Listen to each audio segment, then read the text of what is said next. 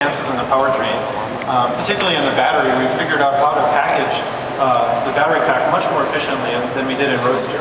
It's about a 50% improvement in the amount of energy in a given volume that we can fit into this car. And that's one of the things that lets us have such terrific interior space and be able to fit the battery pack in this very thin kind of pancake underneath the entire bottom of the car. We've also increased the motor power very significantly. This has about 2 times the continuous power rating on the electric motor. That way you can fit 5 people in the car and luggage and still head out the grapevine in the summer and have no problem with overheating or anything like that. The power electronics is also much more compact. As Elon mentioned, we've come up with several different charging options. The 45-minute recharge, I think, is just going to be a phenomenal increase in utility. That really lets you drive from Los Angeles to San Francisco with something like a 30-minute stop in between to just top off a little bit of difference that you would need. And that means you can do that trip in about 30 minutes more than it would take you otherwise. So a 6-hour drive might take you 6.5 hours, which is really a pretty doable drive. It's not as if you are taking multiple days and getting a hotel room. So that's a pretty huge improvement in the utility of EVs. The 300-mile range is also something that is a pretty phenomenal improvement, and that'll be coming with basically the same battery pack that gives us 220 miles range, but with higher energy density cells.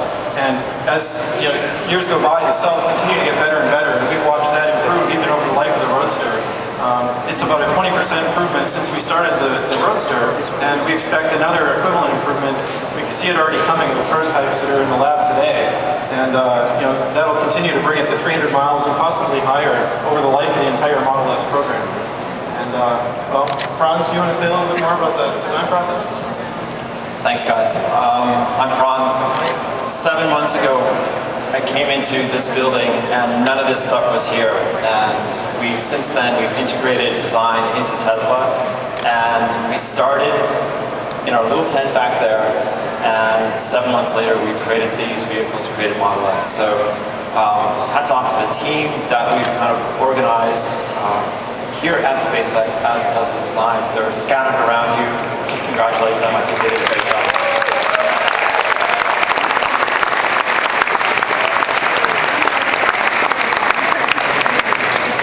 Also 7 months ago when I met Elon, he said we needed to make a beautiful car that held 7 people and had best in class everything. And I thought, well, we're not making a sedan, are we? Because that sounds impossible. But with the architecture of an electric vehicle, what I learned very quickly is that we could make a sedan, and we could make a best in class international sedan with having a battery pack in the bottom of the car and a motor. This car is rear-wheel drive, but there's still room for 3 across in the back seat. With the motor in the rear and the batteries under the floor, we can have a flat floor across the rear. And so elements like that make this car really come to life and really make it more than what it appears to be.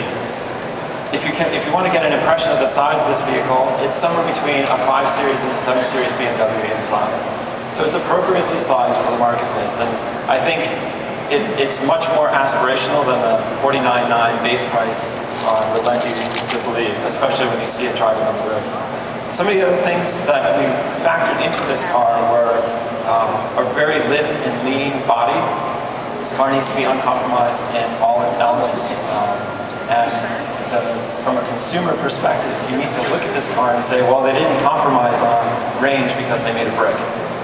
So that was a big factor in the styling. When we move into the interior, we have some really innovative things happening in the interior, which I think you can see, especially the people in the back of the car. We have, I think, the world's first 17-inch haptic touchscreen monitor in the center of the vehicle.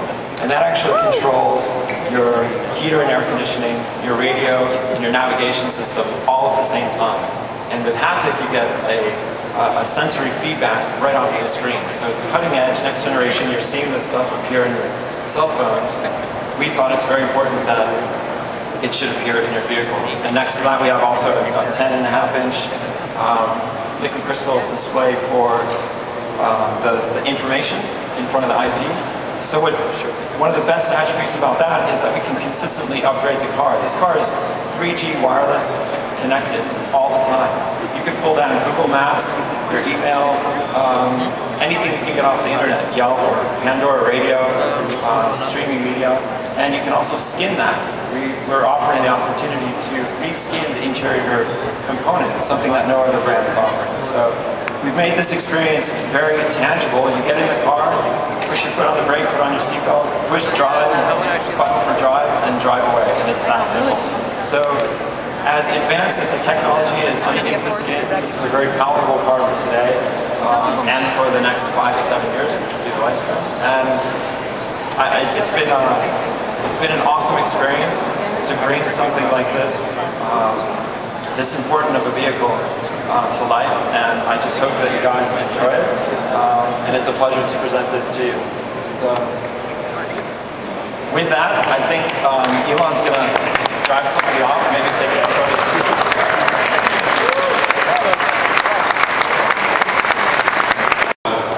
With one of our investors, and then it's going to come back, and everyone's going to we'll try to get as many people as possible to get a test ride in the car. The test rides will go out onto Jack Northrop Boulevard, so you'll get a chance to see that this isn't some,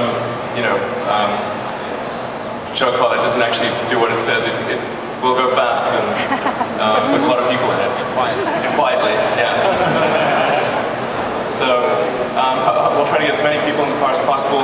We are going to prioritize it by those that have actually bought a Model S. I think that's a reasonable expectation to get a ride in the car.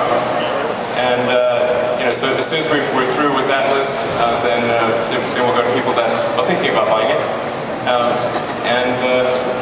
Yeah. Oh yeah, over in that direction is where you could line up. Oh, yes, of course, sorry. The actual reason Steve's going to get in this car first is he actually bought the first car.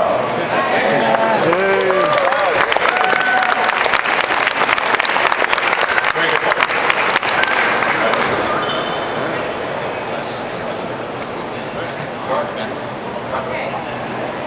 Thanks, everyone. Enjoy the evening.